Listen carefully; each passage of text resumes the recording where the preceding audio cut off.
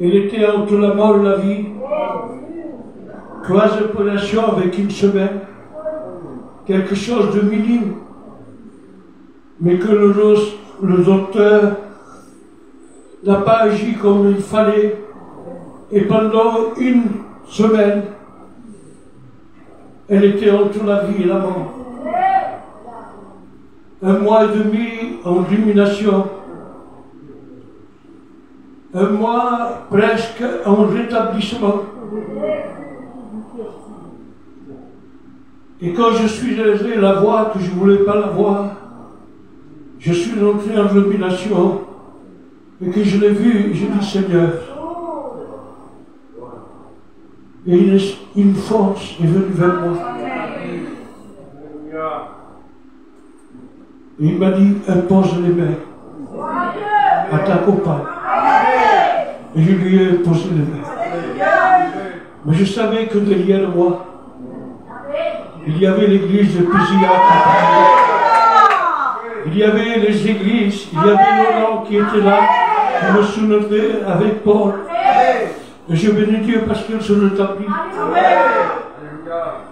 Elle ne marchait pas, tellement elle était affaiblée. Ses muscles étaient morts. Et aujourd'hui, elle marche. Et quand je lui ai dit, il est tard, je ne peux pas aller à l'église de Pézillac, elle m'a dit, non, non, non, tu vas y aller. Voilà pourquoi je vous annonce une bonne nouvelle. Bénissez Dieu. Toute la gloire revient à Dieu, à Sauveur, parce qu'il nous a aimés. Alors, c'est la parole de Dieu qui prime toujours. Je voudrais vous avertir, non pas du retour de Jésus, non, du danger qui peut menacer notre vie spirituelle.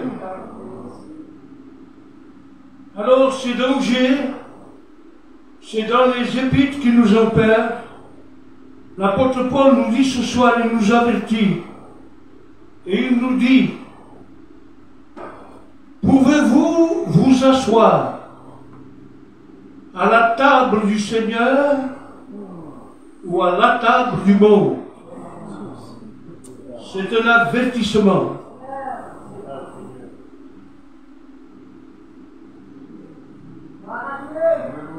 Il y a 2 tables. Je l'appellerai cette table blanche la Sainte Seine. C'est la table de lumière. Mais par contre, j'appellerai la table noire, je l'appellerai celle du monde, je l'appellerai la table des ténèbres. Et lorsque l'apôtre Paul, parce que cela se trouve à l'église de Corinthe, lorsque l'apôtre Paul a un voyage, il alla parler pour la première fois aux Corinthiens, il fut chassé, persécuté par les Juifs. Alors il dit, puisque c'est comme cela, je veux me tourner vers les païens, vers nous. Et à Corinthe, il s'est passé quelque chose de merveilleux. Premièrement, une famille a été convertie. Le chef de la synagogue, ses enfants, toute sa famille fut convertie. Et puis Dieu parle à l'apôtre Paul et il dit, ne parle pas de cette ville. Il y a un peuple nombreux qui doit rester. Et l'apôtre Paul est resté à Cologne pendant 1 an et demi. Et c'est là, mes frères, je vous fais un schéma, l'introduction de ce qui s'est passé à Corinthe. Et là, il s'est établi l'église de Corinthe. Je vous dirai que cette église a reçu la connaissance de la parole de Dieu parce qu'il y avait les plus grands prédicateurs qui avaient passé dans cette église. Paul, le semeur des églises. Apollos, la doctrine. L'apôtre Pierre, affermi. Alors cette église avait reçu le comble.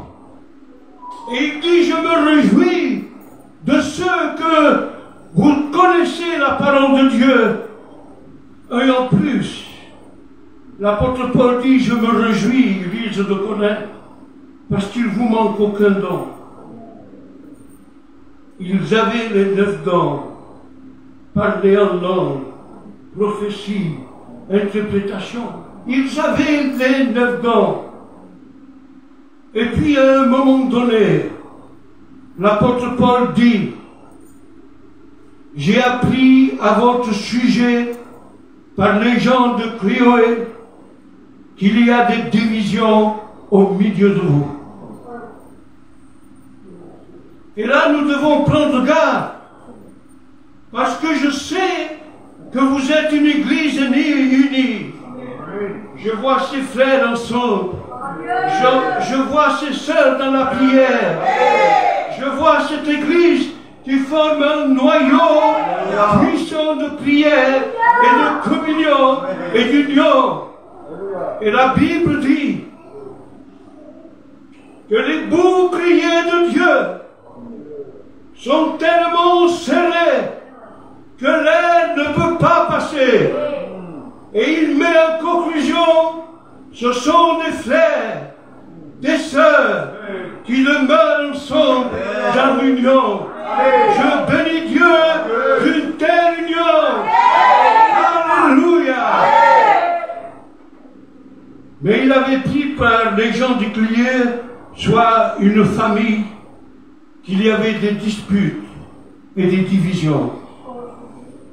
Et savez-vous ce que c'était ces divisions? C'est parce que l'un disait, je suis de Paul. Moi, je suis de Barnabas. Moi, je suis de Simon-Pierre. Et là, ça a commencé la division. Frères, nous ne dépendons pas de l'homme. Mais nous dépendons du Seigneur Jésus. Est-ce Paul, Apollos, Simon, Silas, qui a été crucifié? L'apôtre Paul dit non, c'est Christ qui a été crucifié. Je bénis Dieu, parce que c'est la branche principale. Alléluia. Où les chrétiens sont attachés à lui, où les serviteurs sont attachés en lui. Moi, je me réjouis de l'union de Paul avec l'Hollande. Alléluia. Les frères unis, c'est une force. Alléluia. Restons dans cette union. Si cette union, et la parole de Dieu nous avertit, si nous restons dans cette union, il se passera quelque chose d'extraordinaire. Frères, je vous avais dit, sans prophétiser, sans être prophète, qu'il y aurait quelque chose de bon dans cette cité. Qu'il se passerait des choses extraordinaires. C'est ma foi que je me prononce. Si nous demeurons dans l'union, et si nous soyons fermes dans l'union, eh bien il y aura une bénédiction extraordinaire. Je bénis Dieu. Amen. Êtes-vous asseoir ce matin, ce soir, à la table de la division ou à la table du Seigneur? Je suis assis à la table du Seigneur. Qui veut participer avec moi à la table du Seigneur? Alléluia. Nous sommes pour l'union. Il y a quelque chose qui peut s'infiltrer dans l'Église, c'est l'orgueil. Regardez ce que dit l'apôtre Paul à l'église de Corinthe. Il dit ces paroles: vous venez tout juste de grandir et vous voulez dominer.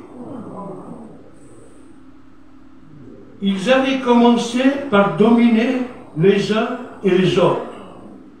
Ils voulaient être plus forts les uns que les autres. Et l'apôtre Paul les avertit en disant, vous voulez dominer par l'orgueil. C'est beau l'humiliation. C'est beau à m'asseoir à la table du Seigneur et reconnaître que je ne suis pas plus grand que mes frères. Que je ne suis pas plus grand que mes sœurs. Que je ne suis pas plus grand que mes frères.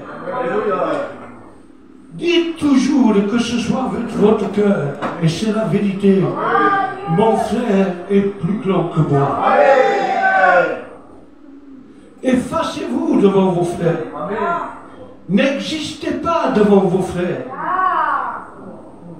Si vous humiliez votre cœur, vous serez assis à la table du Seigneur. Et la Bible dit que celui qui s'abaisse, Dieu, pas un homme, pas un ange, pas un serviteur, Dieu l'élève là. Combien j'ai vu des frères brisés, humiliés, ne pas être considérés, rejetés, et tellement humiliés dans leur bassesse que Dieu les a levés. Il les a élevés à un piédestal, quelque chose de magnifique. C'était une bénédiction pour leurs frères.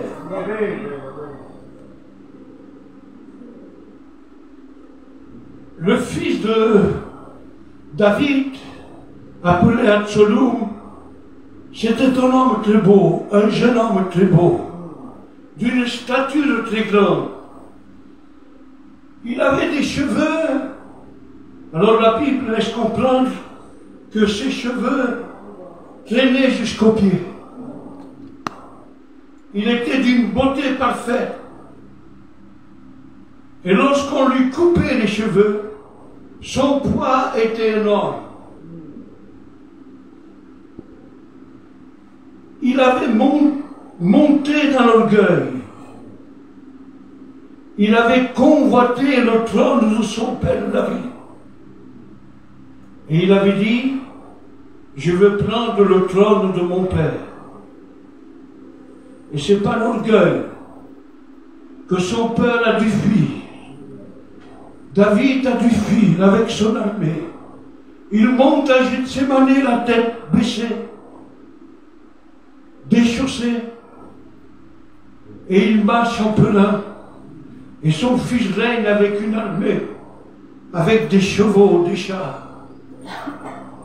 Mais parce que David s'était humilié, brisé, que Absalom a été brisé, déchiré, il n'a été plus rien, parce qu'il était par l'orgueil. Il avait grandi par l'orgueil. Et David, qu'il avait le roi, une armée, un trône, des richesses, un temple, lui s'était humilié, déchaussé, pleurant, montant à Gethsémani et appelant, mais Dieu l'a élevé. Oui, frère, prenons garde à l'orgueil. L'orgueil, c'est le plus terrible que nous pouvons trouver dans une église. J'aime des frères humiliés, des sœurs humiliées. Et les sœurs, vous savez, ils sont habiles comme les frères. Ils savent l'homme qui est orgueilleux ou la femme qui est orgueilleuse, ils reconnaissent dessus. Parce que l'orgueil, on le voit, ça se montre. Mais nous, enfants de Dieu, nous voulons rester humiliés, nous asseoir à la table du Seigneur. Alléluia. Nous attable à cette table blanche, à la table du Seigneur. Et l'humiliation précède à la gloire. Soyons humiliés les uns les autres. Vous êtes d'accord avec la parole de Dieu?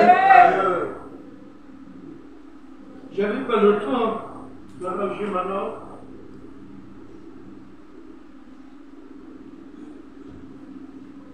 il y a un avertissement, un autre avertissement. Je ne serai pas long. Laissez-moi 10 minutes. C'est la table de Nebuchadnezzar. Nebuchadnezzar était un roi puissant. Son père avait dominé, lui aussi il avait dominé. C'était le royaume le plus grand ce temps-là qu'il y avait sur la terre. Il avait des richesses immenses. Et non seulement il avait ces richesses, mais il a monté à Jérusalem. Il a détruit le temple. Il a pris les ustensiles d'or, la coupe de vin, la coupe de tous les parfums. Il a pris les objets et il les a ramenés dans son pays. Il y eut un festin. Je ne veux pas ressembler à ce roi. Il y eut un festin. Il prit les coupes du Seigneur. Il les mélangea avec du vin. Et il y eut un festin. Il se livrait au péché et il corromput les objets saints du Seigneur.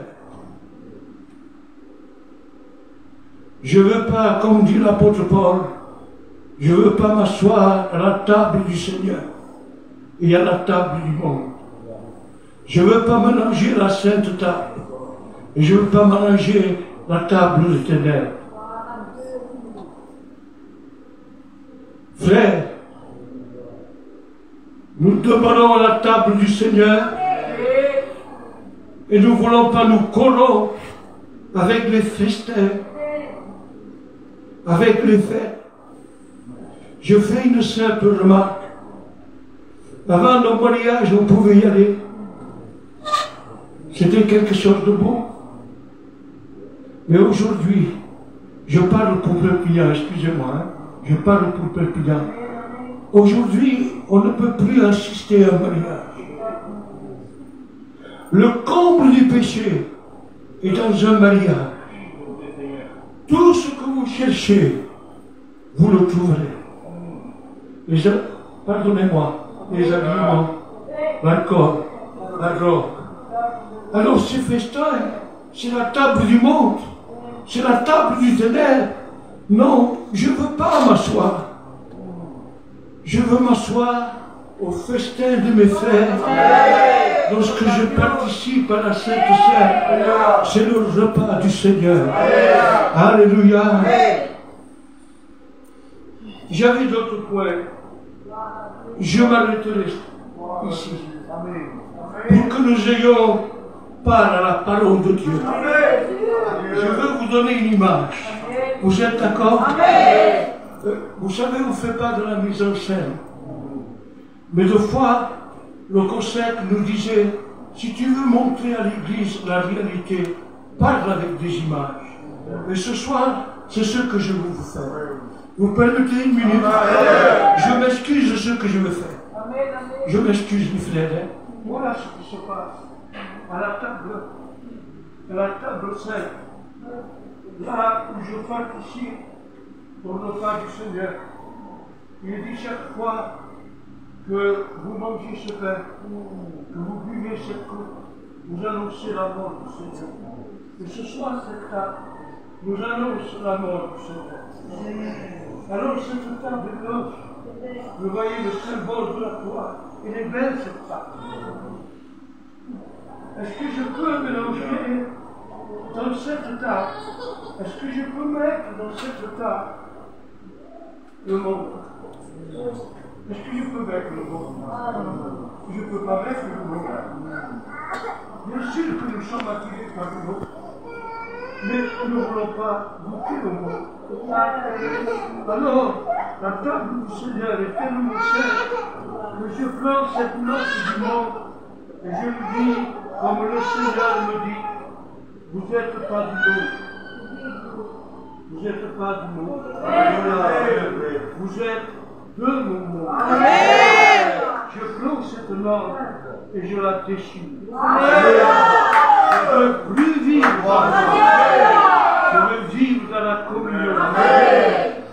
Il y a d'autres choses qu'il y a dans la table du Seigneur. Je m'approche de la table du Seigneur. Je vous ai parlé tout à l'heure de la division. Je vous ai fini. Amen. Amen. Je me réjouis quand je vois des frères sur Facebook. Je ne veux pas diviser mon église. Le corps de Christ n'est pas divisé. Amen. Je prononce cette norme. Je la lève et je la déchire.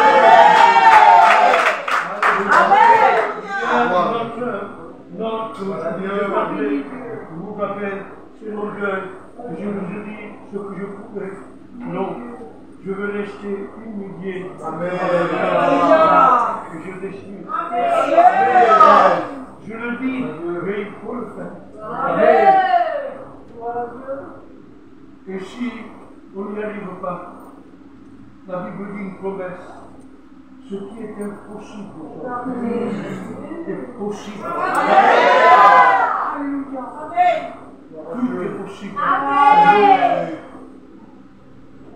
Je crois que le Seigneur intervient dans ma vie, dans la vie des sœurs. Et puis la dernière note que je déchirerai, c'est les disputes. Comme l'Église, ça arrive peu. J'ai lu dans un texte de la parole de Dieu, dans le psaume 128, parce que j'avais lu Joseph qui parlait de sa famille, de ses enfants, qui s'aimaient Dieu. J'avais vu avec chanter. Amen. Et j'avais pensé à Joseph. Je pense toujours à cette famille qui est bien unie. Il n'y a pas que lui, il y en a d'autres. Il y en a un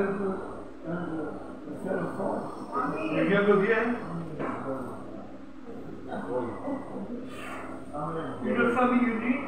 Dans le psaume 28, il est dit le chef de famille, il est intègre. Et sa femme, il fait la couronne de son mari. Et ses enfants, ils sont assis sur la table. Et ce sont comme des oliviers verts. C'est ce que nous voulons. Malheureusement, quand notre famille, toute notre famille ne peut pas convertir, on en souffre. Mais quand je suis à ma table, il y a mon petit-fils Jimmy, laisse les voitures. Il y a mon petit-fils Potou, qui est à ma table. Et que ma compagne est là. Eh bien, je me réjouis. Seigneur, à cette table, il manque encore des enfants à moi qui ont besoin de toi. Faites-le. Amen. Alors, mes frères, restons à la table du Seigneur. Demeurons fermes et persévérons dans la paix. Voulez-vous prier?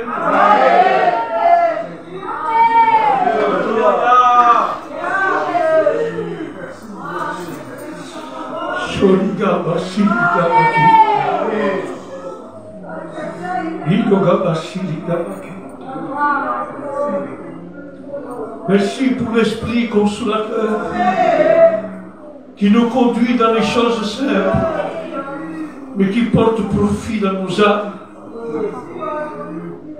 Nous voulons nous asseoir à ta table, parce que cette table, tu l'as dressée face à nos adversaires. Cette table est dressée, Seigneur. Nos adversaires, c'est l'orgueil, les disputes, c'est le monde. Tu l'as dressée face à nos adversaires. Merci de cette table, Seigneur, qui nous rappelle ta mort, qui nous rappelle ta souffrance. Je te rends grâce pour tout le bien que tu fais dans cette église, pour le renouveau de force, pour la connaissance que tu leur donnes. Je te rends grâce, Seigneur, qu'il y ait des décisions fermes, Seigneur. Nous ne pouvons pas servir de table à la foi. Nous devons décider ce soir, Seigneur. Pour ma part, moi et ma maison, nous servirons l'Éternel. Et qu'il y ait ce soir des décisions. Moi et ma maison, nous servirons l'Éternel. Nous voulons te servir à ta table. Fais du bien à ton peuple. Glorifié soit ton Saint-Nom. Béni soit ton Saint-Nom. Amen. Amen.